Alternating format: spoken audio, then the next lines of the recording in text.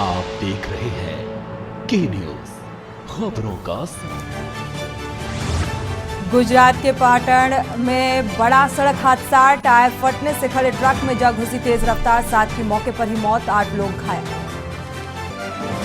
त्रिपुरा में 1 बजे तक करीब 51.35% वोटिंग। साउथ त्रिपुरा में पोलिंग बूथ के बाहर झड़प, सीपीआई समर्थक घायल। 60 सीटों पर 259 प्रत्याशी मैदान।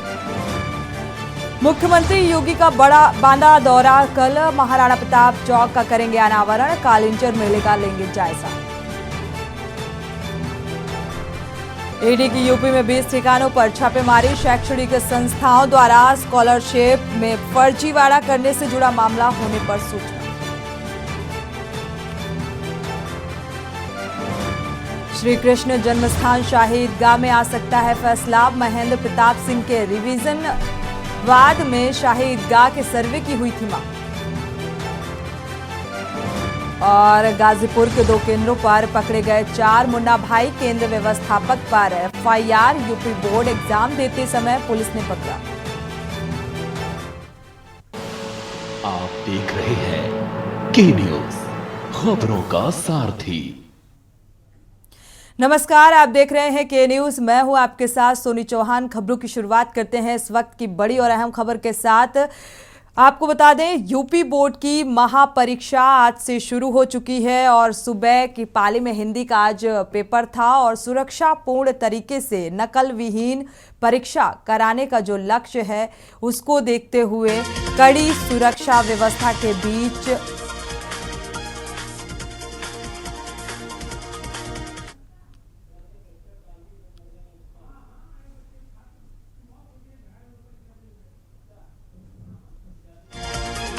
तो आपको बता दें, एक छात्र की मौत हुई। आज 10वीं की परीक्षा देने जा रहे थे छात्र, 2 छात्र घायल हुए। यूपी बोर्ड की 10वीं की परीक्षा देने के लिए निकले हुए थे और हादसे का शिकार हो गए। कॉलेज में 10वीं की परीक्षा देने के लिए जा रहे थे ये छात्र, लेकिन रास्ते में ही हादसे का शिकार। घायलों को हालांकि हायर सेंटर रेफर किया गया है। सिकंदराबाद कोतवाली क्षेत्र में यह हादसा हुआ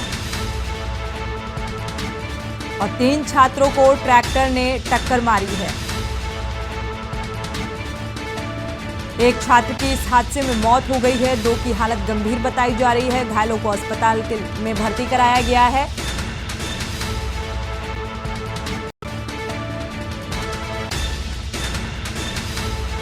दरअसल आपको बता दें, यूपी बोर्ड की परीक्षाएं आज से शुरू हो चुकी हैं और ये छात्र एग्जाम देने के लिए निकले थे, लेकिन रास्ते में ये हादसे का शिकार हो गए। एक छात्र की इस हादसे में मौत हुई है और 2 घायल हुए हैं, जिन्हें मेडिकल सेंटर रेफर किया गया है। सिकंदराबाद कोतवाली क्षेत्र में ये हादसा हुआ है, जहां पर एक छात्र की मौत हो गई। ट्रैक्टर ट्रॉली ने टक्कर मारी, जिसके चलते ये तीनों छात्र में से एक की मौत और 2 घायल बताए जा रहे हैं।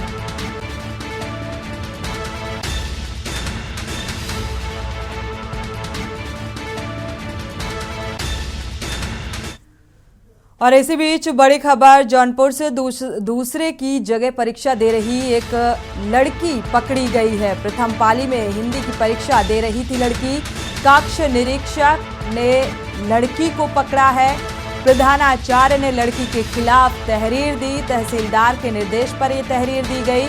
मंडियाओं के श्री राम जानकी दिनकर इंटर कॉलेज का यह मामला है, जहां पर एक लड़की नकल करते हुए पकड़ी गई। दूसरे की जगह परीक्षा दे रही थी ये लड़की। प्रथम पाली में हिंदी की परीक्षा दे रही थी, तो जिस छात्रा को एग्जाम देने थे उसकी जगह पर दूसरी लड़की उसका एग्जाम दे रही थी। हालांकि अब पकड़ी गई है। अब इस पर क्या कार्रवाई होती है ये देखने वाली बात होगी, लेकिन जो लगातार योगी सरकार सख्त नजर आ रही थी नकल विहीन परीक्षा को लेकर, और साथ ही अगर इस तरीके की कोई तस्वीर आती है तो उसको लेकर सख्त कार्रवाई का जिक्र हो रहा था। अब देखना ये होगा, इतनी सख्ती के बावजूद भी आखिर ये लड़की अंदर कैसे पहुंची और परीक्षा कक्ष तक कैसे पहुंची और परीक्षा देते हुए पकड़ा गया है। प्रधानाचार्य ने ही लड़की को पकड़ा है।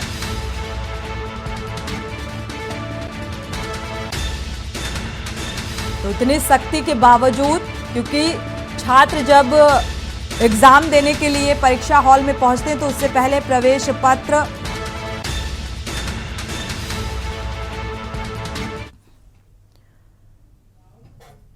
बढ़ते आगे। खबर कानपुर से है। प्रदेश में 24 फरवरी से 5 अप्रैल तक अब सीबीएसई बोर्ड की भी परीक्षाएं चलेंगी। परीक्षाओं का दौर भी शुरू हो चुका है। यूपी बोर्ड परीक्षा की शुरुआत आज से, वहीं सीबीएसई बोर्ड की भी परीक्षाएं 24 फरवरी से शुरू हो जाएंगी और इसके चलते केंद्रीय विद्यालय कैंट में परीक्षार्थियों का फेयरवेल कार्यक्रम का भी आयोजन किया गया।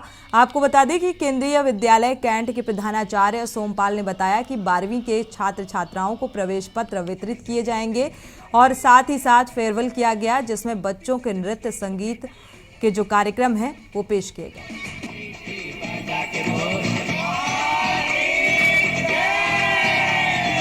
Humble and Satish sir's Keep Mom is quite famous in our classes.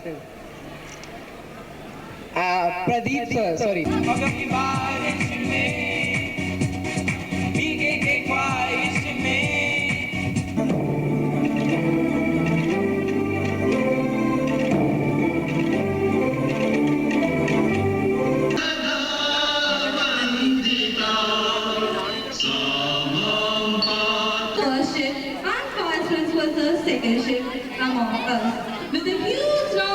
ये तो हम सर कर रहे हैं जागरण कॉलेज से। हाँ, ये क्षण हम सभी के जीवन में आते हैं और यह क्षण हम सभी के लिए बहुत महत्वपूर्ण।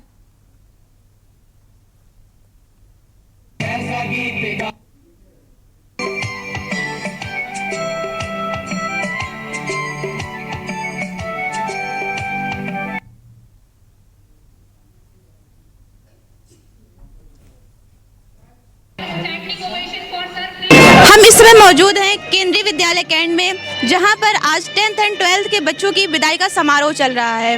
तो इस बार जैसे कि हमारे सीएम ने नए आदेश लागू किए हैं, उस हिसाब से आज हम बच्चों से जानते हैं कि उनकी तैयारियां कैसी हैं। तो आइए हम बात करते हैं कैंट के बच्चों से।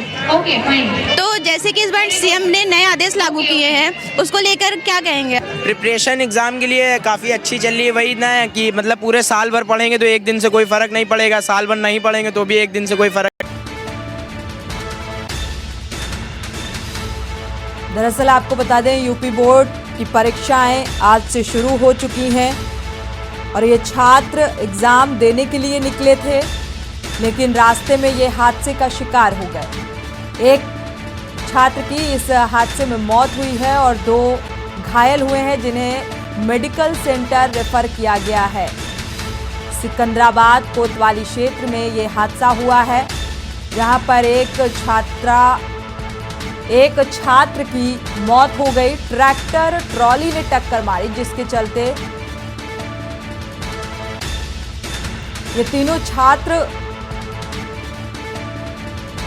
में से एक की मौत और 2 घायल बताए जा रहे हैं।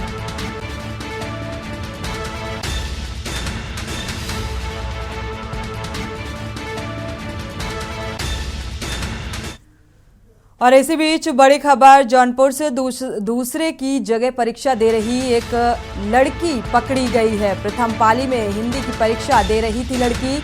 कक्ष निरीक्षक ने लड़की को पकड़ा है। प्रधानाचार्य ने लड़की के खिलाफ तहरीर दी। तहसीलदार के निर्देश पर यह तहरीर दी गई। मंडियाओं के श्री राम जानकी दिनकर इंटर कॉलेज का ये मामला है, जहां पर एक लड़की नकल करते हुए पकड़ी गई। दूसरे की जगह परीक्षा दे रही थी ये लड़की। प्रथम पाली में हिंदी की परीक्षा दे रही थी। तो जिस छात्रा को एग्जाम देने थे, उसकी जगह पर दूसरी लड़की उसका एग्जाम दे रही थी। हालांकि अब पकड़ी गई है। अब इस पर क्या कार्रवाई होती है ये देखने वाली बात होगी। लेकिन जो लगातार योगी सरकार सख्त नजर आ रही थी नकल विहीन परीक्षा को लेकर, और साथ ही अगर इस तरीके की कोई तस्वीर आती है तो उसको लेकर सख्त कार्रवाई का जिक्र हो रहा था। अब देखना ये होगा, इतनी सख्ती के बावजूद भी आखिर ये लड़की अंदर कैसे पहुंची और परीक्षा कक्ष तक कैसे पहुंची और परीक्षा देते हुए पकड़ा गया है। प्रधानाचार्य ने ही लड़की को पकड़ा है।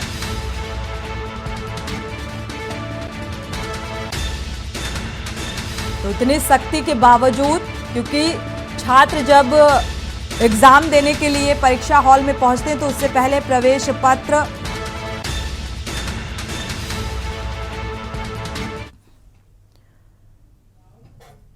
बढ़ते आगे। खबर कानपुर से है। प्रदेश में 24 फरवरी से 5 अप्रैल तक अब सीबीएसई बोर्ड की भी परीक्षाएं चलेंगी। परीक्षाओं का दौर भी शुरू हो चुका है। यूपी बोर्ड परीक्षा की शुरुआत आज से, वहीं सीबीएसई बोर्ड की भी परीक्षाएं 24 फरवरी से शुरू हो जाएंगी और इसके चलते केंद्रीय विद्यालय कैंट में परीक्षार्थियों का फेयरवेल कार्यक्रम का भी आयोजन किया गया। आपको बता दें कि केंद्रीय विद्यालय कैंट के प्रधानाचार्य सोमपाल ने बताया कि 12वीं के छात्र छात्राओं को प्रवेश पत्र वितरित किए जाएंगे और साथ ही साथ फेयरवेल किया गया, जिसमें बच्चों के नृत्य संगीत के जो कार्यक्रम हैं वो पेश किए गए।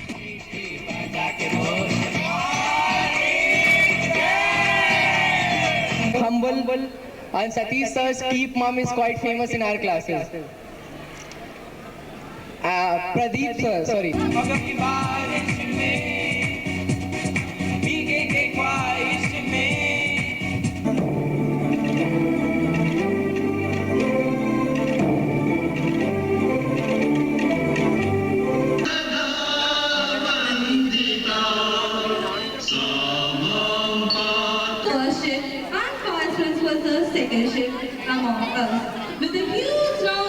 ये तो हम सर कर रहे हैं जागरण कॉलेज से।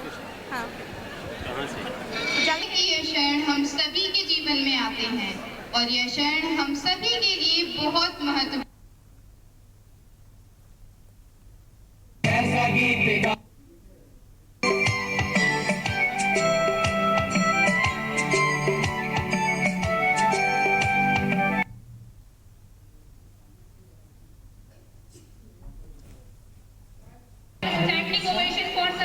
हम इस समय मौजूद हैं केंद्रीय विद्यालय कैंट में, जहां पर आज 10th एंड 12th के बच्चों की विदाई का समारोह चल रहा है। तो इस बार जैसे कि हमारे सीएम ने नए आदेश लागू किए हैं, उस हिसाब से आज हम बच्चों से जानते हैं कि उनकी तैयारियां कैसी हैं। तो आइए हम बात करते हैं कैंट के बच्चों से। तो जैसे कि इस बार सीएम ने नए आदेश लागू किए हैं, उसको लेकर क्या कहेंगे? प्रिपरेशन एग्ज़ाम के लिए काफ़ी अच्छी चल रही है। वही ना कि मतलब पूरे साल भर पढ़ेंगे तो एक दिन से कोई फ़र्क नहीं पड़ेगा, साल भर नहीं पढ़ेंगे तो भी एक दिन से कोई फ़र्क नहीं पड़ेगा। तो आज का दिन एंजॉय करने के लिए, बाकी साल भर मेहनत की है तो उसका फल आगे मिलेगा। मतलब कि साल भर पूरी मेहनत की है, पूरा कॉन्फिडेंट है। जी पूरा। और जैसे सीएम ने हमारे नए आदेश लाए हैं तो उसके लिए क्या कहेंगे? ये सीएम जी अच्छा काम कर रहे हैं, ऐसे आदेश आने चाहिए, क्योंकि जो आदमी मतलब उस लायक नहीं है उसको भी वो चीज़ मिल रही है तो ये चीज़ गलत है। उन्होंने नकल पे रोक लगाई है, उसके लिए आदेश सख्त किए हैं, जो कि मैं काफ़ी पूर्ण तरीके से समर्थन करता हूँ।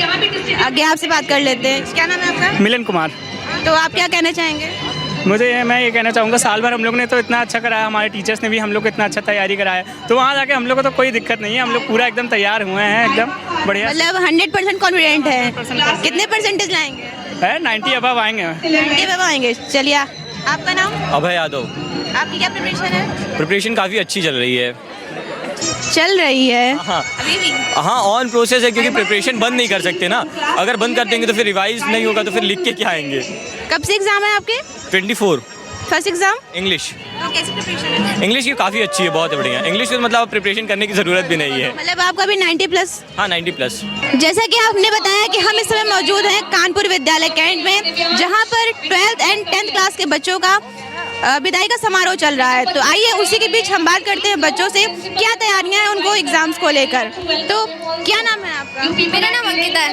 और कैसा रहा आपकी प्रिपरेशन चल रही है? अच्छी चल रही है। अभी तक स्कूल में कैसे रहा आपके? बहुत अच्छा गया, और सबसे बेस्ट टीचर हमारी दिव्या मैम है, हमें बहुत अच्छा लगा। 12th उनकी वजह से हमारा बेस्ट जाएगा, हम बहुत हैप्पी हैं। तो कितनी मतलब आपने एक्सपेक्टेशन की है, कितनी परसेंटेज लाएंगे? 90% लाने की ट्राई करूँगी। जी, मेरा नाम खुशबू कनौजिया है। तो क्या प्रिपरेशन है आपकी एग्जाम्स को लेकर? प्रिपरेशन चल रही है वैसे तो, लेकिन चल रही है। हाँ। और कितने परसेंटेज लाने का सोचा है? 90। कैसा एक्सपीरियंस रहा स्कूल का आपका? एक्सपीरियंस तो काफ़ी अच्छा था, क्योंकि मैं तो यहाँ फर्स्ट से पढ़ रही हूँ, तो थोड़ा इमोशनल होना पड़ता है मेरा, और बाकी मैं एक्सप्रेस नहीं कर सकती अपनी खुशी। आपका नाम? अंशी नाम है मेरा एंड लाइक मेरे को सिर्फ 2 years हुए हैं to spend time over here, but after that I am feeling very emotional and attached from their memories and everything, but like it's a very wonderful experience of mind to spend time over here and such a great memories I have made. Shikha अभी अच्छी चल रही है और थोड़ी सी जो time मिला है उसमें भी हो जाएगी। और स्कूल में कैसा एक्सपीरियंस रहा अभी तक? स्कूल में बहुत अच्छा रहा और अब टाइम नहीं रहा है स्कूल में, तो बहुत अजीब सा मतलब इमोशनल लग रहा है, बट 12 से यहाँ पे हूँ मैं, तो अच्छा, मतलब टीचर्स के साथ बॉन्डिंग कुछ ज़्यादा अच्छी हो गई है। हाँ, ये मैम है हमारी, इनके साथ बहुत अच्छी बॉन्डिंग है सबकी, हमारी पूरी क्लास की। एंड आपका नेम? मेरा नाम प्रिया शर्मा है।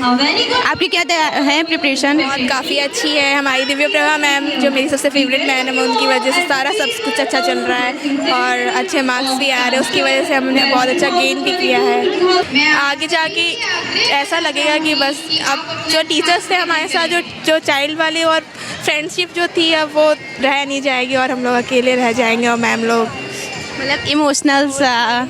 ओके, तो क्या सोचा है आगे क्या करेंगे? आगे सोच रखा है कि अभी मैनेस बनना है, मिलिट्री नर्सिंग में जाना है। तो ये थे हमारे केंद्रीय विद्यालय कैंट के बच्चे जिनसे हमने बातचीत की, जिन्होंने बताया कि उनको एग्ज़ाम्स के लिए कैसी तैयारियां हैं एंड सीएम ने जो नए आदेश लाए हैं उनसे उनको किसी बात का भी डर नहीं है। तो इसी के साथ मैं देती हूँ आपसे अलविदा। कैमरामैन सिद्धार्थ के साथ खुशी तिवारी। आज हमारे विद्यालय में कक्षा 12 की विदाई समारोह है और हम बच्चों को फेयरवेल दे रहे हैं। सीबीएसई की बोर्ड की परीक्षाएं 20 फरवरी से प्रारंभ हो रही हैं। हमारे बच्चों का सेंटर सेंट जोसेफ स्कूल में है और हमारा विद्यालय भी 3 अन्य विद्यालयों का सेंटर बनाया गया है, जिसके लिए सभी तैयारियां पूरी कर ली गई हैं। 12th में 517 और 10th में 444 बच्चे इस केंद्र पे परीक्षा देंगे। सभी कमरों को घड़ियों से और सीसीटीवी से लैस किया गया है। इसके अलावा हमारे जो सेंटर सुपरिंटेंडेंट हैं वो बाहर से आ रही हैं, श्रीमती ममता शर्मा, प्राचार्य केंद्रीय विद्यालय एयरफोर्स आर्मी कैंट। बढ़ते आगे, उन्नाव के चंद्रशेखर आज़ाद स्कूल के बच्चों की फीस जमा न होने पर बच्चों को प्रवेश पत्र नहीं दिया गया। करीब 20-25 बच्चों को फीस जमा नहीं होने पर बच्चों को पेपर में बैठने के लिए पहले फीस जमा करने की बात कही गई। मौके पर पहुंचे अभिभावकों ने जब स्कूल प्रबंधन से बातचीत की तो वो अपनी जिद पर अड़े नजर आए। पुलिस के हस्तक्षेप के बाद स्कूल प्रबंधन ने प्रवेश पत्र देने की बात कही। आपको बता दें कि बोर्ड परीक्षाएं शुरू होने को हैं और शुरू हो चुकी हैं। प्रवेश पत्रों का वितरण सभी विद्यालयों में चल रहा है, लेकिन उन्नाव के चंद्रशेखर आज़ाद स्कूल ने हाई स्कूल के तकरीबन 20 से 25 छात्रों का प्रवेश पत्र ये कहकर रोक दिया कि जब तक उनकी पूरी फीस जमा नहीं हो जाएगी तब तक प्रवेश पत्र नहीं दिया जाएगा। अभिभावकों ने जब इस बात का विरोध किया तो स्कूल प्रबंधन ने उन्हें स्कूल से बाहर निकाल दिया। इसलिए आए हैं कि हम यहाँ 2 दिन से दौड़ रहे हैं, हमें कोई प्रवेश पत्र नहीं दिया जा रहा है, अनावश्यक रूप से परेशान किया जा रहा है। तब जो 2 दिन बाद जब हम विमल भैया से मिले हैं, विमल भैया ने हमारा बहुत सहयोग किया है। अगर आज विमल भैया न होते तो कम से कम 25-30 बच्चों का प्रवेश पत्र न मिलता और इन बच्चों का भविष्य खराब हो जाता। मैं विमल भैया का बहुत आभारी हूँ, मैं विमल भैया का शुक्रिया अदा करता हूँ। आज आप यहाँ स्कूल के बाहर आए हैं, किस तरीके की शिकायतों पे यहाँ आप आए हैं और क्या इसका निष्कर्ष निकला है? कल लगभग 5 बजे कुछ अभिभावकों द्वारा ये शिकायत की गई कि आज से पेपर बोर्ड की परीक्षाएं चालू हैं। इंटर के बच्चों के अभी तक आधा सैकड़ा से अधिक बच्चों के प्रवेश पत्र जारी नहीं किए गए हैं। विद्यालय प्रबंधन से बात करना चाह रहे हैं, लेकिन विद्यालय प्रबंधन द्वारा कोई जवाब नहीं दिया जा रहा। मोबाइल स्विच ऑफ कर लिया गया। उसके बाद ही तत्काल हमने डीआईएस महोदय से बात की तो उन्होंने भी फ़ोन मिलाया, लेकिन इनसे बात नहीं हो पाई और प्रातः से ही बच्चे अभिभावक परेशान थे और मुझे यहाँ आना पड़ा और उच्च अधिकारियों से जब अवगत कराया, डीआईएस महोदय को अवगत कराया तो उन्होंने बताया कि उनका मोबाइल स्विच ऑफ जा रहा है। यहाँ प्रशासनिक जो पुलिसकर्मी आए थे उनके द्वारा मैंने अपना मोबाइल जाकर बात कराई, तब उनसे जाकर बात हो पाई, तब उनका विद्यालय प्रबंधन आया है। और हम लोगों ने जब ये मांग की है कि बच्चों के भविष्य से खिलवाड़ ना किया जाए, क्योंकि योगी सरकार भी चाहती है कि किसी भी परीक्षार्थी को परीक्षा से वंचित नहीं किया जा सकता है। उसके आदेशों को, उनके निर्देशों को ये विद्यालय नहीं मानता है, लगातार अभिभावकों को परेशान करता है, शोषण करता है। इसके कारण हम सब यहाँ मौजूद हैं। अभी जो है आप सबके सामने प्रशासन की मौजूदगी में परीक्षार्थियों को, छात्रों को उनके प्रवेश पत्र दिए गए हैं। मैं आभार व्यक्त करता हूं जिला प्रशासन का कि उनके निर्देशानुसार इन बच्चों के भविष्य से जो खिलवाड़ करने वाला था चंद्रशेखर विद्यालय, उनके भविष्य की उज्जवल कामना करते हुए उनको प्रवेश पत्र दिए गए हैं। खबरों में आगे बढ़े उससे पहले रुक कर लेते हैं गोरखपुर का, जहां पर सांसद खेलकूद महाकुंभ का समापन के समारोह में सीएम योगी आदित्यनाथ पहुंचे हुए हैं और इस बीच क्या कुछ कह रहे हैं, सुनते हैं। 5,000 से लेकर के 7,000 तक अलग अलग श्रेणी के खिलाड़ी खड़े हो रहे हैं और यही खिलाड़ी जब आगे जाएंगे कमिश्नरी स्तर पर और फिर प्रदेश स्तर की प्रतियोगिताओं में लोग भागीदार बन पाएंगे। यह कार्यक्रम चल रहा है। दूसरी ओर युवा कल्याण विभाग की ओर से युवक मंगल दल और महिला मंगल दल के माध्यम से हर एक गांव में युवाओं को स्पोर्ट्स किट भी उपलब्ध करवाए जा रहे हैं। हजारों गांवों में ये स्पोर्ट्स किट अब तक उपलब्ध कराए जा चुके हैं।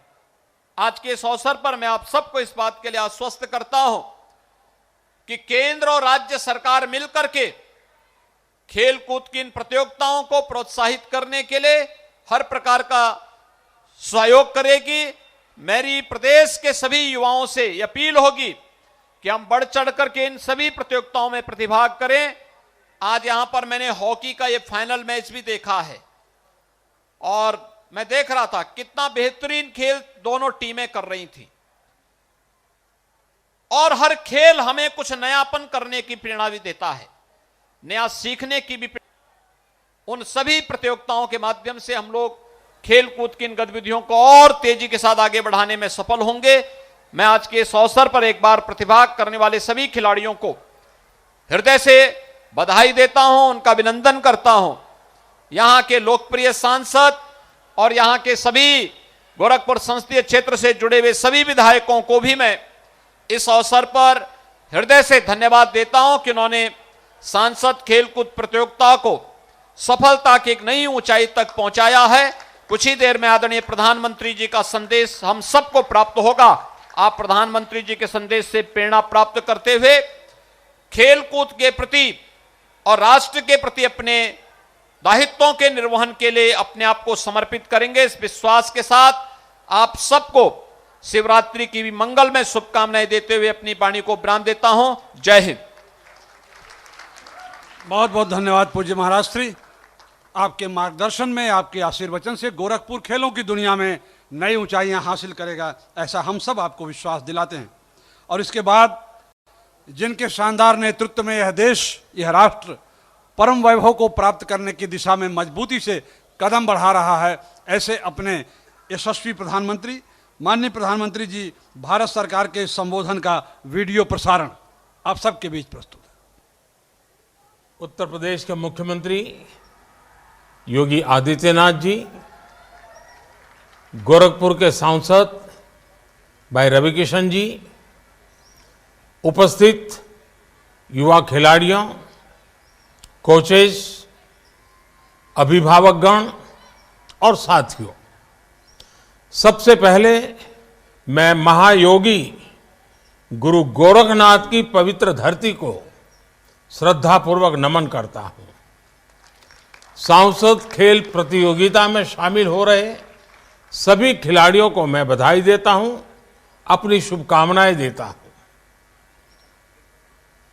आप सभी ने बहुत मेहनत की है।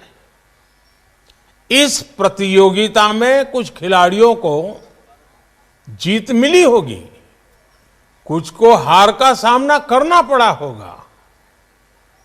खेल का मैदान हो या जीवन का मैदान, हार जीत हमेशा लगी रहती है। मैं खिलाड़ियों को यही कहूंगा कि अगर आप यहां तक पहुंचे हैं तो आप हारे नहीं हैं। आपने जीतने के लिए बहुत कुछ सीखा है, ज्ञान अर्जन किया है, अनुभव प्राप्त किया है और यही तो सबसे बड़ी पूंजी है। आप देखिएगा आपकी स्पोर्ट्स स्पिरिट कैसे भविष्य में आपके लिए सफलताओं के दरवाजे खोल देगी। मेरे युवा साथियों, मुझे बताया गया है कि इस प्रतियोगिता में कुश्ती, कबड्डी, हॉकी जैसे खेलों के साथ साथ चित्रकारी, लोकगीत, लोक नृत्य और तबला, बांसुरी आदि के कलाकारों ने भी भाग लिया है। ये एक बहुत ही सुंदर, सराहनीय और प्रेरणा देने वाली पहल है। प्रतिभा चाहे खेल की हो या फिर कला संगीत की, उसकी स्पिरिट और उसकी एनर्जी एक जैसी ही होती है। खासकर जो हमारी भारतीय विधाएं हैं, जो लोक विधाएं हैं, उन्हें आगे बढ़ाने की नैतिक जिम्मेदारी भी हम सब पर साझी जिम्मेवारी है। रवि किशन जी खुद तो इतने प्रतिभावान कलाकार है ही, इसलिए स्वाभाविक है वो कला की अहमियत को बहुत अच्छे तरह से समझते हैं। मैं इस आयोजन के लिए रवि किशन जी को विशेष रूप से बधाई देता हूं। साथियों, बीते कुछ सप्ताह में सांसद खेल महाकुंभ में ये मेरा तीसरा कार्यक्रम है। मैं मानता हूं कि अगर भारत को दुनिया की श्रेष्ठ स्पोर्टिंग पावर बनना है। चलिए, तो गोरखपुर से आप सीएम योगी आदित्यनाथ को सुन पा रहे थे। मौका था सांसद खेलकूद महाकुंभ के समापन का। इस दौरान उन्होंने खेलकूद को बढ़ावा देने का जिक्र किया और साथ ही कहा कि राज्य और केंद्र सरकार मिलकर इस ओर पूरा ध्यान देगी और खेलकूद को बढ़ावा देगी। साथ ही वीडियो कॉन्फ्रेंसिंग के जरिए प्रधानमंत्री नरेंद्र मोदी ने भी कहा कि चाहे जिंदगी का मैदान हो या खेल का मैदान हो, यहां पर हार जीत लगी रहती है और यहां पर खेलकूद को बढ़ावा देने का जिक्र प्रधानमंत्री नरेंद्र मोदी भी करते नजर आए। इसी बीच बड़ी खबर मिल रही है अयोध्या से इस बीच बड़ी खबर आप तक पहुंचा रहे हैं। और उससे पहले आपको बता दें, लखनऊ से बड़ी खबर। अचानक कैसरबाग स्थित नकल विहीन परीक्षा कराने के जो निर्देश दिए गए, व्यवस्थाओं का इस बीच जायजा भी लिया। डीएम ने परीक्षा केंद्रों का औचक निरीक्षण करने के लिए पहुंचे हैं। लखनऊ से बड़ी खबर, यूपी बोर्ड परीक्षा के मद्देनजर ये औचक निरीक्षण किया गया है।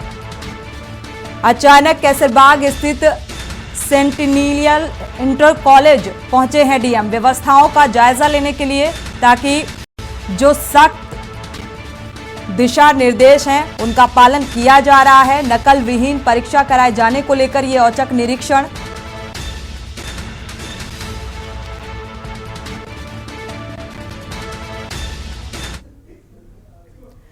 ताज होटल में कार्यक्रम के दौरान अयोध्या से 2-3 संत पहुंचे थे और आपको बता दें कि हिंदू राष्ट्र का पक्ष रखने के लिए पहुंचे हुए थे, लेकिन उधर से स्वामी प्रसाद मौर्य आ रहे थे।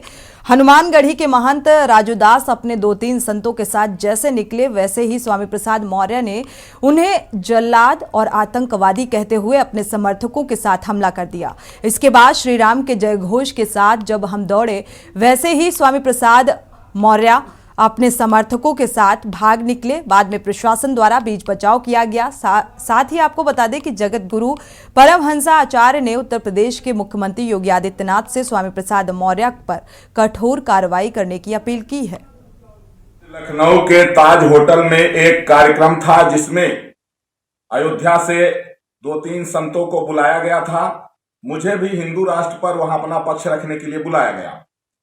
हम लोग वहां पहुंचे, कई विशिष्ट लोग थे, सभी पार्टी के प्रतिनिधि भी थे। माननीय मुख्यमंत्री जी का भी कार्यक्रम था, तो मुख्यमंत्री जी वहां से निकल चुके थे, जा चुके थे और हम लोग पहुंच करके गेस्ट रूम में थे।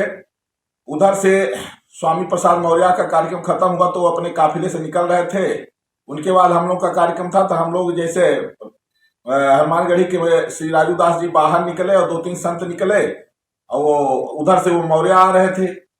तो स्वामी प्रसाद मौर्य ने देखते ही कहा कि देखो आतंकवादी जल्लाद आ गए, इनको जान से मार डालो, और बड़े तेजी से उसके सारे समर्थक हमला कर दिए। और हम इधर से वो सोचा कि और कोई है या नहीं, 2 या 3 साधु हैं, उसके साथ 50 लोग थे। तब तक जो है हम इधर से दौड़े हमने बड़े तेज से आवाज लगाया, जय श्री राम।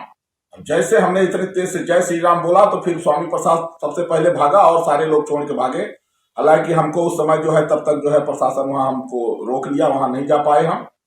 तो आज इस तरह के घटनाक्रम रहा। मुझे इस बात से दुख है कि कुछ दिन पहले अयोध्या में कुछ बच्चों ने जो है तो कुरान की प्रतियां फाड़ दिया था, किसी मौलाना का वीडियो सुन करके कि कुरान की जो 27 आयतें हैं उससे आतंकवादी बनते हैं लोग, तो उनके ऊपर देशद्रोह लग गया था।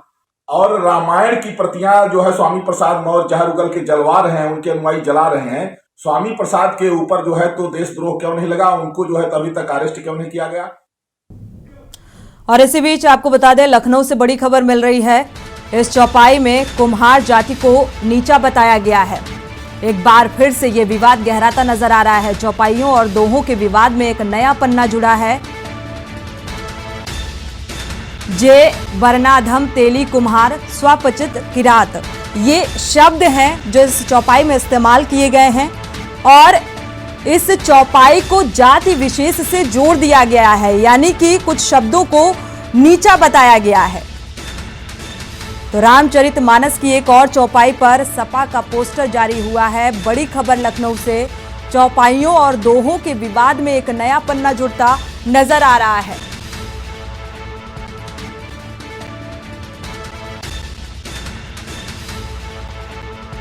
तो इस चौपाई में कुम्हार जाति को नीचा बताया गया है और इस पर, इस बयान को लेकर, इस चौपाई पर तंज को लेकर काफी राजनीति, आरोप और प्रत्यारोप। फिलहाल रुकेंगे यहां एक छोटे से ब्रेक के लिए, लौटेंगे जल्द। आप के न्यूज़, खबरों का सारथी। ब्रेक से वापस आ रहे हैं। लखनऊ से बड़ी खबर आपको बता दें, रामचरितमानस को लेकर स्वामी प्रसाद मौर्य ने जो बयान दिया था उस पर एक और अध्याय जुड़ता नजर आ रहा है। बड़ी खबर लखनऊ से, चौपाइयों और दोहों के विवाद में एक नया पन्ना जुड़ता नजर आ रहा है। आपको बता दें, स्वामी प्रसाद मौर्य ने जिस चौपाई पर विवादित बयान दिया था वो आपको बता दें कि जे वर्णाधम तेली कुम्हार स्वपच किरात कोल कलवारा, ये चौपाई थी और इसमें जिन शब्दों का इस्तेमाल किया गया उस पर काफी राजनीति भी हुई और एक अध्याय जुड़ता और नजर आ रहा है। अब सपा समाजवादी पार्टी का एक पोस्टर जारी हुआ है और इसी खबर पर हमारे साथ एग्जीक्यूटिव एडिटर प्रदीप विश्वकर्मा जुड़े हुए हैं। प्रदीप जी, अगर देखा जाए तो अब ये विवाद और गहराता नजर आ रहा है जिस तरीके से समाजवादी पार्टी का ये पोस्टर जारी हुआ है। देखिए, ये बड़ी बात है, लगातार ये विवाद चल रहा है और करीब करीब हर दूसरे तीसरे दिन एक नया पोस्टर समाजवादी पार्टी के दफ्तर के सामने लग जाता है और ये लगता है समाजवादी पार्टी का दफ्तर अब एक रामचरितमानस की जो विवादित चौपाइयां हैं, दोहे हैं, उनका एक केंद्र बनकर रह गया है। कोई ना कोई व्यक्ति यहाँ पर आकर के अपने नाम से एक बैनर टांग देता है, पोस्टर टांग देता है और फिर वो इसको लेकर के विवाद हो जाता है। एक विवाद थमता नहीं है, मानस पर महाभारत चल रहा है और अभी एक विवाद थमता नहीं कि दूसरा विवाद शुरू हो जाता है। स्वामी प्रसाद मौर्य जिस चौपाई को लेकर के नया विमर्श तैयार कर रहे हैं कि ढोल गवार शूद्र पशु नारी सकल ताड़ना के अधिकारी, उसमें बता रहे हैं कि वो उसमें नारियों को, शूद्रों को अधम बताया गया है और उन्हें प्रताड़ित करने की बात की गई है।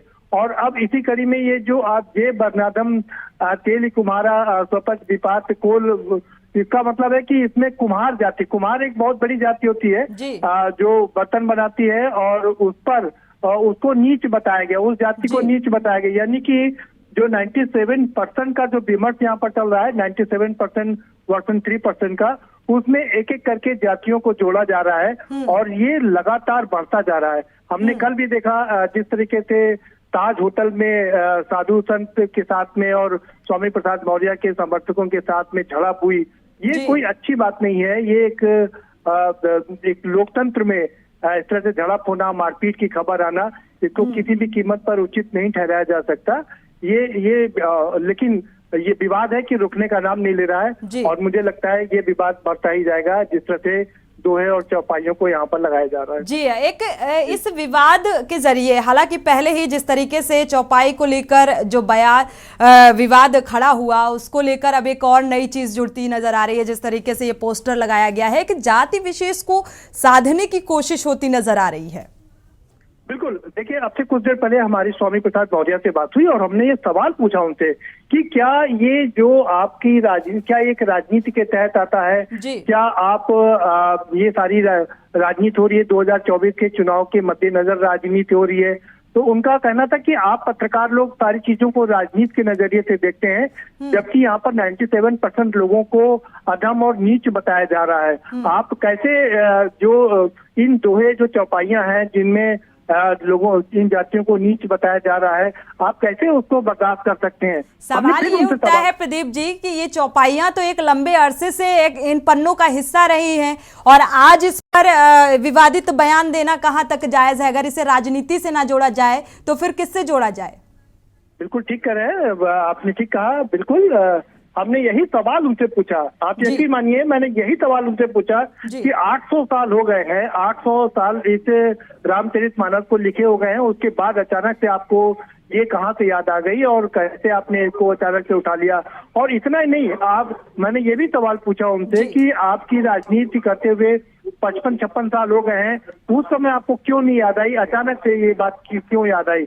उनका कहना था कि जिस समय जब चीजें हो जाती हैं वो अपने आप हो जाती हैं और ये क्योंकि इसमें कोई उन्होंने कहा कि मानस पर प्रतिबंध लगाने की बात नहीं कर रहे, हम सारे साधु संतों पर आरोप नहीं लगा रहे हैं, लेकिन ये जो कुछ तथाकथित साधु संत हैं जो सरतन से जुदा करने की बात कर रहे हैं, जो 51 लाख रुपए की बूटी रख रहे हैं, जो 21,000 रुपए का इनाम रख रहे हैं, जो मेरा सर तन से जुदा करने की बात कर रहे हैं, जुबान काटने की बात कर रहे हैं, मैं इनको आतंकी कहता हूँ और ये कभी भी साधु संत नहीं हो सकते। लेकिन कुल मिलाकर के मामला ये है, देखा जाए साधु संत के जो मायने होते हैं वो बिल्कुल अलग होते हैं। मोह माया का त्याग कर एक अलग ही जीवन होता है और फिर इस तरीके से ऐसी टिप्पणियों पर आगे आना और विवादित बयान देना और जो एक राशि है इनाम की वो निर्धारित करना अशोभनीय है। शुक्रिया हमारे साथ जुड़ने के लिए। कुल मिलाकर अब रामचरितमानस को लेकर जो स्वामी प्रसाद मौर्य ने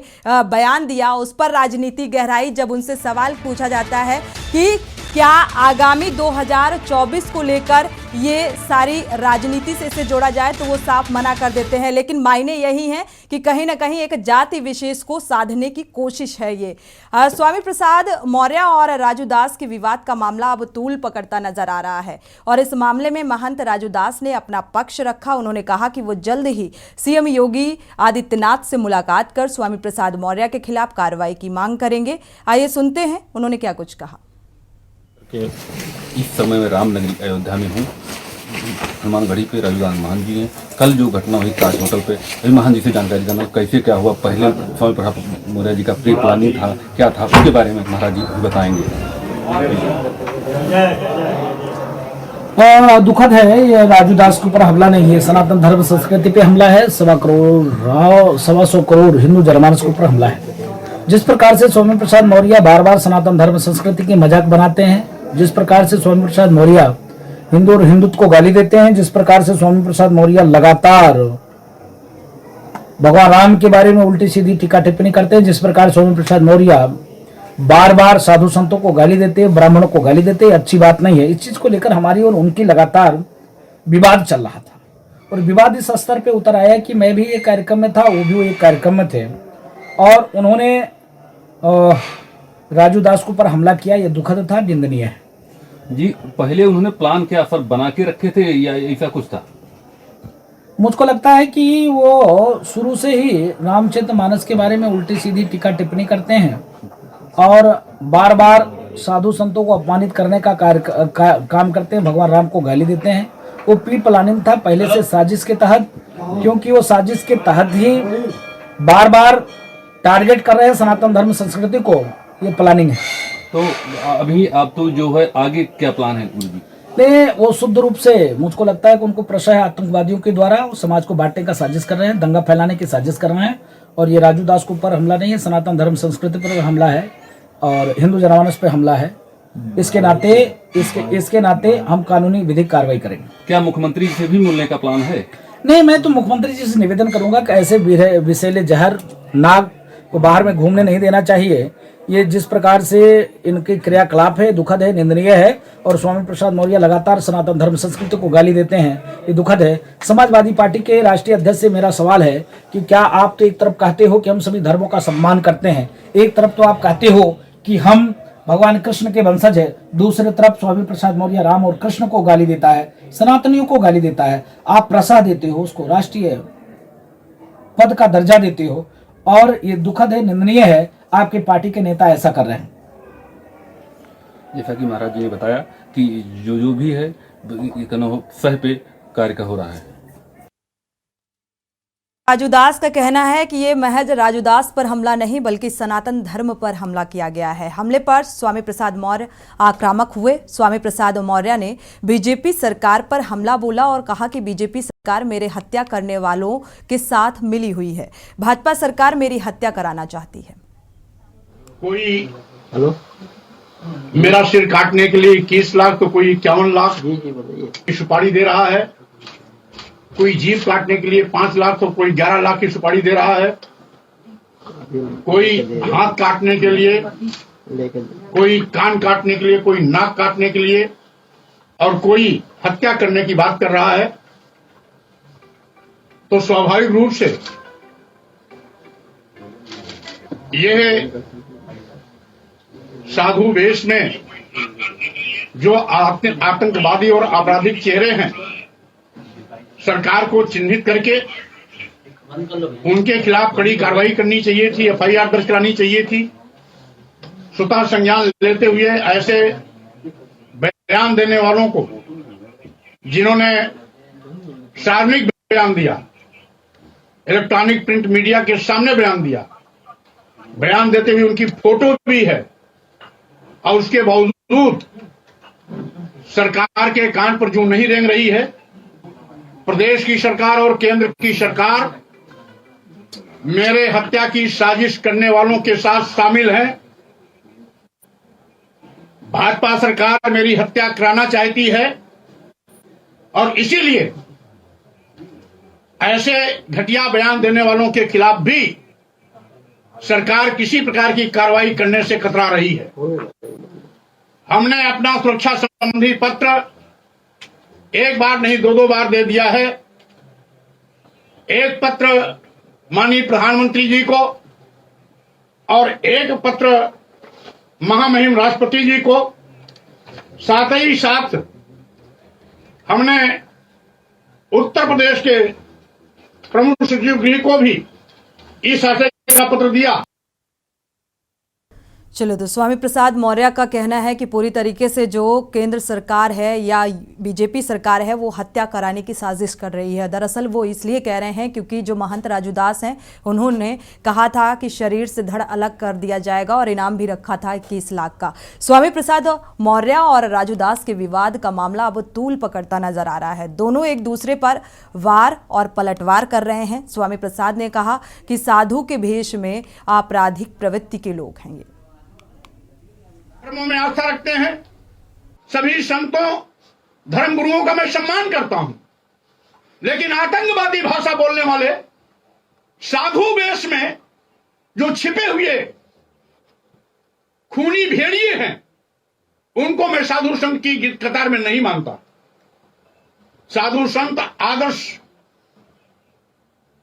के प्रतीक होते हैं, वो समाज और देश को दिशा देते हैं। साधु संत किसी की हत्या करने के लिए सुपारी नहीं देता है। सिर काटने, जीभ काटने, कान काटने, नाक काटने, हाथ काटने की बात नहीं करता है। इसलिए ऐसे साधु संत जो इस प्रकार की बयानबाजी से बहुत दूर हैं, मैं उन सबका सम्मान करता हूं, लेकिन जो इस प्रकार के बयान दे रहे हैं वो आतंकवादी अपराधी हैं, वो साधु संत कभी नहीं हो सकते हैं। मुझको संविधान में आस्था है और संवैधानिक तरीके से हम इस लड़ाई को लड़ेंगे। यह 100 करोड़ हिंदुओं की बात है, 100 करोड़ सनातनियों की बात है। ये राजू दास की लड़ाई नहीं है। ना अकेले राम जी राजू दास के हैं, ना अकेले रामचरित मानस राजू दास की है। रामचरित मानस में हर जन जन का आस्था है, भगवान राम में हर व्यक्ति का आस्था और विश्वास है। और जिस प्रकार से स्वामी प्रसाद मौर्य बार बार सनातन धर्म संस्कृति को गाली देता है, हिंदुओं को अपमानित करने का काम करता है, साधु संतों को आतंकवादी कहता है, ब्राह्मणों को नीच और कुटिल तक कहता है, इस चीज को लेकर हम पुरजोर विरोध करते हैं, निंदा करते हैं। इसी चीज को लेकर बात आगे बढ़ी, जिसको लेकर वो मारपीट पर उतारू हो गया और उसने कहा कि भगवा आतंकवादी आ गया, इसके ऊपर हमला कर दो, मारो। और स्वामी प्रसाद मौर्य ने मेरे ऊपर हमला किया, यह आरोप मेरा स्वामी प्रसाद मौर्य के ऊपर है। चलिए, तो आरोप और प्रत्यारोप के बीच स्वामी प्रसाद मौर्य और महंत राजू दास की वो तस्वीर भी आपको दिखाते हैं जब बात विवाद हुआ। दरअसल एक कार्यक्रम, निजी चैनल के कार्यक्रम में अपना अपना पक्ष रखने के लिए पहुंचे हुए थे और ये तस्वीरें देखिए किस तरीके से बात विवाद में तब्दील हुआ और मारपीट हुई।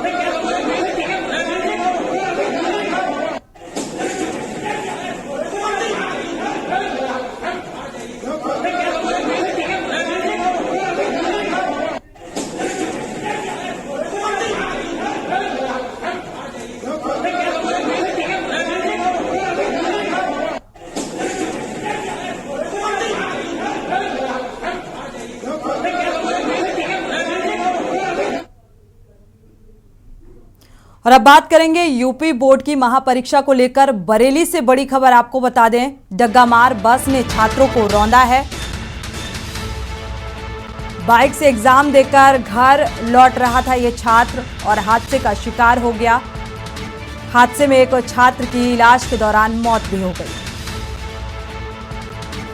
2 घायल हुए छात्रों को गंभीर हालत में इलाज के लिए अस्पताल में भर्ती कराया गया है। 3 छात्र एक ही बाइक पर सवार थे और एग्जाम देकर घर वापस लौट रहे थे, तभी डग्गामार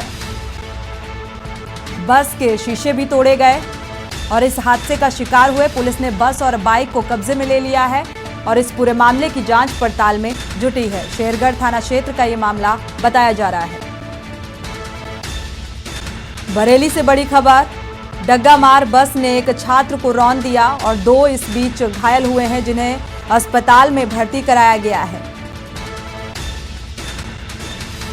तो आज यूपी बोर्ड की परीक्षाएं आज से शुरू हुई और एग्जाम देकर, परीक्षा देकर ये छात्र वापस लौट रहे थे। ये तीनों छात्र एक ही बाइक पर सवार थे।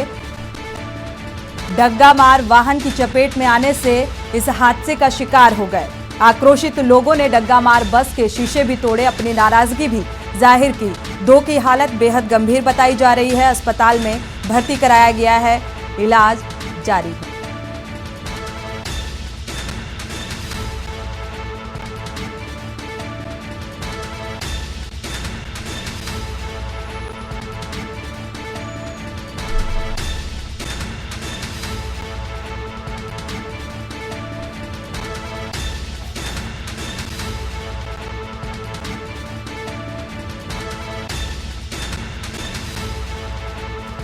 यूपी बोर्ड की परीक्षा का आज पहला दिन हिंदी का पेपर था और परीक्षा संपन्न होने के बाद ये घर वापस लौट रहे थे तीनों छात्र और इसी बीच रास्ते में इस हादसे का शिकार हो गए। एक डग्गामार वाहन की चपेट में आने से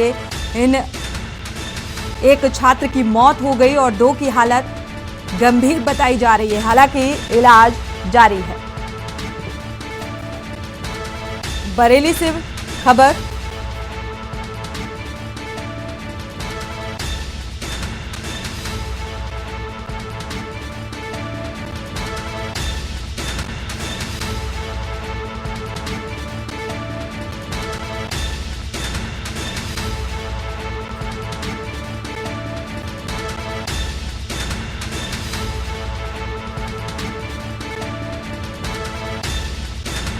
और इस हादसे के बाद से लोगों में काफी नाराजगी भी देखने को मिली। जो डग्गा मार वाहन था उसके शीशे भी तोड़ दिए, यानी कि बस के शीशे तोड़े।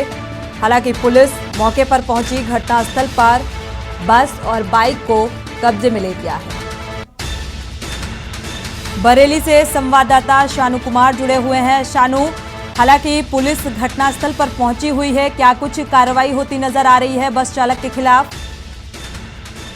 आज बोर्ड एग्जाम की परीक्षा थी और छात्र परीक्षा देकर के लौट रहे थे और देखिए गलती से छात्रों की ये थी बस कि एक बाइक पर 3 छात्र होकर के सवार जा रहे थे और लेकिन जो बेकाबू बस थी उसने जो है इन 3 छात्रों को टक्कर मारी है और एक बच्चे को जो तीनों पहले हालत गंभीर हुई और तीनों को निजी अस्पताल में मेडिकल कॉलेज में भर्ती कराया गया, लेकिन इलाज के दौरान एक बच्चे की इसमें मौत हो चुकी है और हालांकि उसका शव को पोस्टमार्टम के लिए भेजा जा रहा है। पुलिस आगे की कार्रवाई में जुटी हुई है।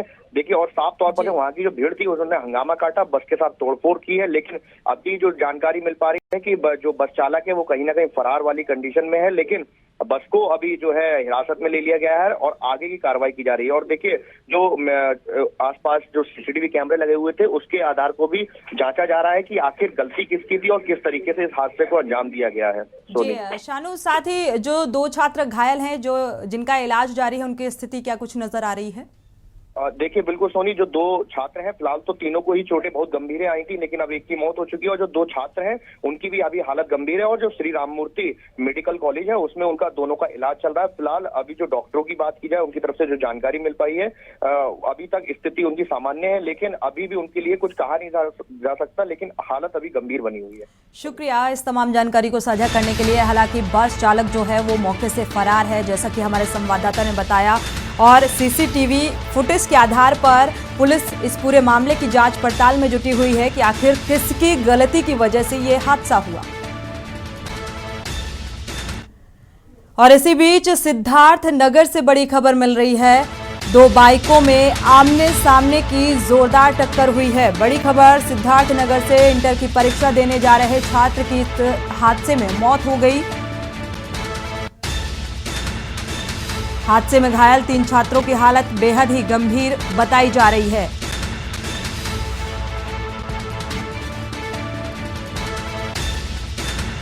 यूपी बोर्ड की परीक्षाओं की शुरुआत इस तरीके से लगातार जो छात्र हैं वो हादसे का शिकार हो रहे हैं। सिद्धार्थ नगर से बड़ी खबर मिल रही है।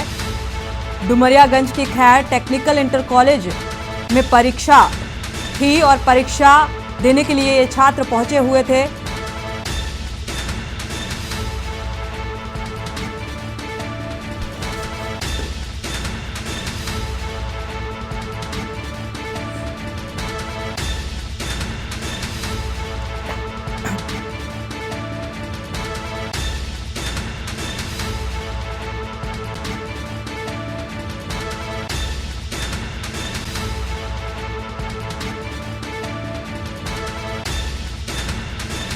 तो हादसे में घायल 3 छात्रों को इलाज के लिए भर्ती कराया गया है। भवानीगंज क्षेत्र का ये मामला बताया जा रहा है। सिद्धार्थ नगर से बड़ी खबर।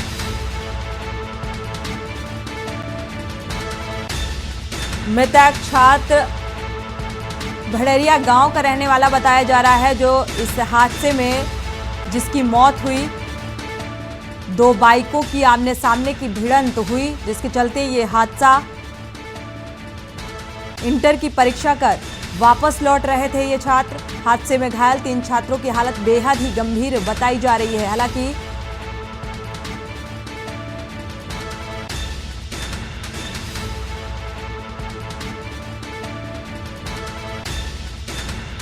घायलों को अस्पताल में भर्ती कराया गया है, इलाज जारी है।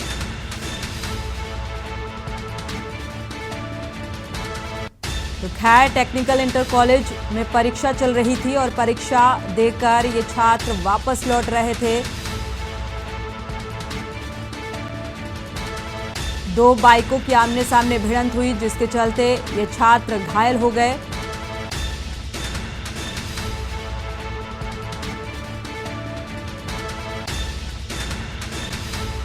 तो इस हादसे में घायल 3 छात्रों की हालत बेहद ही नाजुक बताई जा रही है। भवानीगंज क्षेत्र का ये मामला।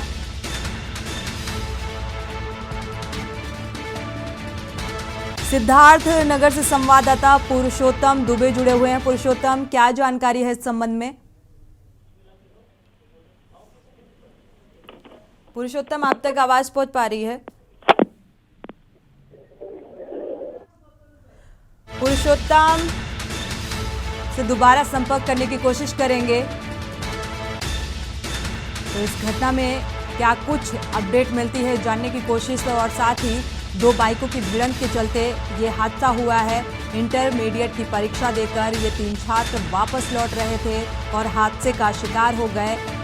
हालत बेहद ही गंभीर बताई जा रही है, इलाज जारी।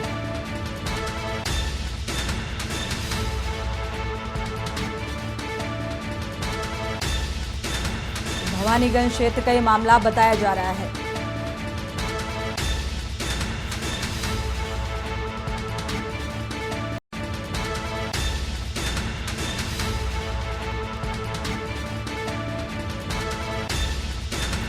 और इसी खबर पर सिद्धार्थ नगर से हमारे संवाददाता पुरुषोत्तम दुबे जुड़े हुए हैं। पुरुषोत्तम, क्या जानकारी है इस संबंध में? जी, आपको बता दें कि ये जो हादसा हुआ, परीक्षा देने जा रहा था छात्र, 2 मोटरसाइकिल आमने सामने हो गई, जिसमें 3 लोग गंभीर रूप से घायल हो गए और जो छात्र परीक्षा देने जा रहा था उसकी वहां पे मौत हो गई और बाकियों को इलाज के लिए सीएचसी बेवा भेजा गया, जहां एक की हालत गंभीर है, उसे बस्ती जनपद के लिए रिफर कर दिया गया है। आखिर क्या वजह निकलकर सामने आ पाई है पुरुषोत्तम? किसकी गलती के चलते ये हादसा हुआ? जी, कहीं ना कहीं जो अभी तक सूत्रों के हवाले से खबर मिली है कि मोटरसाइकिल सवार दोनों ही बाइकें तेज रफ्तार में थी, जिससे वो अनियंत्रित होकर आमने सामने दोनों भिड़ गए और उसी के भिड़ने के उसमें एक साइकिल सवार भी चपेट में आ गया, जिससे साइकिल सवार भी गंभीर रूप से घायल हो गया। जी, तो कुल मिलाकर ये कहा जा सकता है कि साइकिल सवार को बचाने के चक्कर में 2 बाइक आपस में भिड़ गई, जिसके चलते ये हादसा हुआ। शुक्रिया इस तमाम जानकारी को साझा करने के लिए। भवानीगंज का ये मामला बताया जा रहा है, जहां पर तेज रफ्तार का कहर एक बार फिर से देखने को मिल रहा है। इसी बीच आगरा से बड़ी खबर मिल रही है। इस वक्त की बड़ी और अहम खबर, 10वीं की परीक्षा में पकड़े गए हैं मुन्ना भाई। यानी कि ये मुन्ना भाई चुनौती देते हुए नजर आ रहे हैं। जो सीएम योगी आदित्यनाथ की जो मंशा है, नकल विहीन परीक्षा कराने को लेकर जो सख्ती बरती गई, जो टीम गठित की गई, उसकी धज्जियां उड़ाते नजर आ रहे हैं ये मुन्ना भाई। तो मौके पर पहुंची पुलिस तीनों लड़कों को हालांकि थाने ले गई है। अब इनके खिलाफ क्या कुछ कार्रवाई होती है, ये देखने वाली बात। परीक्षा केंद्र के कमरा नंबर 4-3-14 में ये परीक्षा दे रहे थे और इस दौरान पकड़े गए। आधार कार्ड में गड़बड़ी पाई गई, जिसके आधार पर पकड़े गए। एक पेपर के बदले 3000 रुपए मिलना तय हुआ था, ये बात भी निकलकर सामने आई है। तो जब तक ऐसे मुन्ना भाइयों पर लगाम नहीं लगेगी तो नकल विहीन। नरेंद्र वर्मा संवाददाता आगरा से जुड़े हुए हैं इसी खबर पर। नरेंद्र, अगर देखा जाए तो इस पूरे मामले को लेकर जिस तरीके से मुन्ना भाई सामने आए हैं, इनके खिलाफ क्या कुछ कार्रवाई होती नजर आ रही है? देखिए, बता दूं मैं, ये कस्बा फतेहाबाद की जनता इंटर कॉलेज का मामला है। यहाँ पर हिंदी का पहला ही पेपर था। सुबह ये लड़के दाखिल हुए और प्रिंसिपल की सूझबूझ से जब एडमिट कार्ड और पहचान पत्र से मिलान किया जा रहा था तो प्रिंसिपल को, व्यवस्थापक को शक हुआ। शक के दायरे में ये लोग आए तो प्रिंसिपल ने तीनों को पकड़ लिया गया। जी, ओके, और फतेहाबाद पुलिस पहुंची। पुलिस तीनों मुन्ना भाइयों को थाना फतेहाबाद लेकर पूछताछ की जा रही है। शुक्रिया इस तमाम जानकारी को साझा करने के लिए। हालांकि अभी पूछताछ की जा रही है इस मसले पर, और आपको बता दें कि एक पेपर के बदले 3000 रुपए भी तय किए गए। तो जब तक इन नकल माफियाओं और मुन्ना भाइयों पर लगाम नहीं लगेगी तो आखिर नकल विहीन जो परीक्षाएं हैं वो कैसे संभव हो पाएंगी।